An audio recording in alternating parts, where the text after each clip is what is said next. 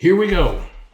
This is the week where New Year's Day happens, and millions, maybe even billions of people are going to do something this week, and that is they're going to have New Year's resolutions.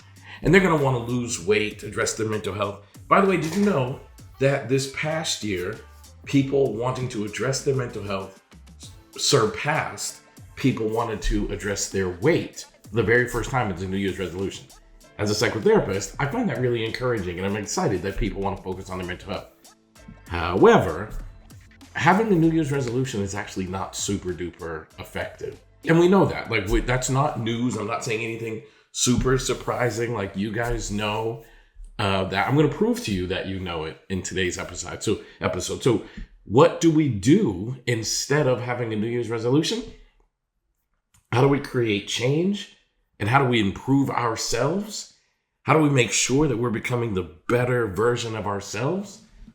I'm going to try and answer that today because as so many people are going to go into having a New Year's resolution this upcoming year, I want to make sure that we're doing it in a way that makes us the most effective, most successful, achieve our goals and aims, and becoming the best and brightest version of ourselves. So welcome back to the aha moments, where every day I share the lessons I've learned in my work as a psychotherapist and in my life to inspire you to live your very best life. Of course, I'm your host, Elliott Connie. Now look, I'm not breaking any news here when I tell you that having a New Year's resolution actually does not lead towards change. If you have a gym membership, you know that it's true. In January, gym memberships spike and attendance spikes. I've been going to the gym and I get really frustrated in January because I go to the gym and there's so many people there. The machines you want to use are often taken. It's annoying. I mean, people have every right to be there, but it's annoying. But by about March, everything's back to normal. Why? Because people have given up on their New Year's resolutions. And there's two reasons that they fail.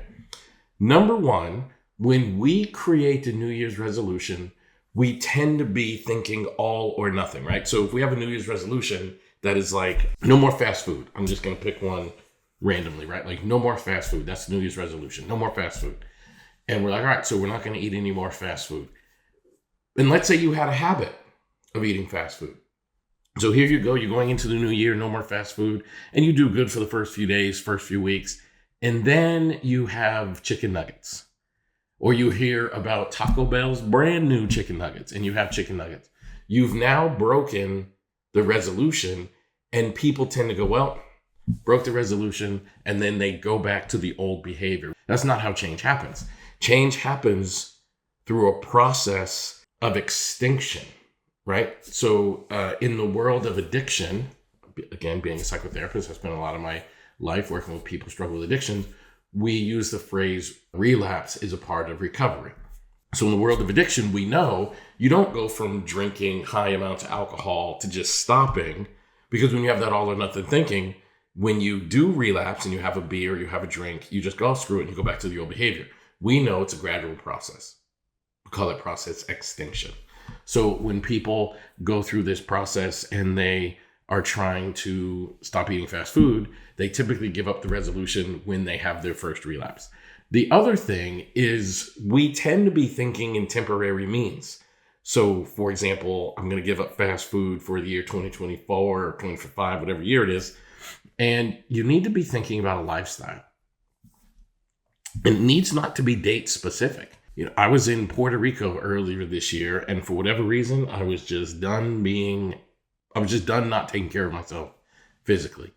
Didn't matter to me whether it was January 1st or not. I was just like, this is the day that I'm going to create change. And I did. I changed my lifestyle. I stopped eating certain things. I stopped drinking high amounts of sugary drinks, soda, juices, that sort of stuff. I had to do it. So if you want to make a change and make it sustainable, forget tying it to a date and make sure you are not buying into all or nothing thinking, and that you're totally buying into, this is just my new lifestyle. My new lifestyle involves a lot of water and absolutely no soda. But just like I was saying, relapse is part of recovery. When I was making this change, those of you who've been following the podcast for a while might remember, the first thing I did was I got rid of dark colored sodas, right? That was change number one. And then I got rid of all sodas. And then I even had a soda at some point.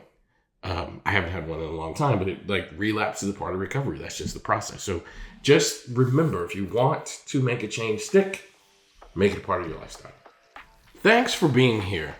If you wouldn't mind doing me a super huge favor, I would love it if you would share this podcast with at least one person in your life that you think could benefit from hearing this message today. And also, don't forget to subscribe on Apple Podcasts or anywhere else you listen to your podcast.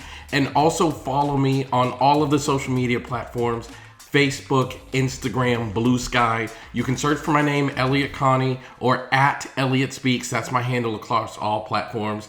Can't wait to see you tomorrow.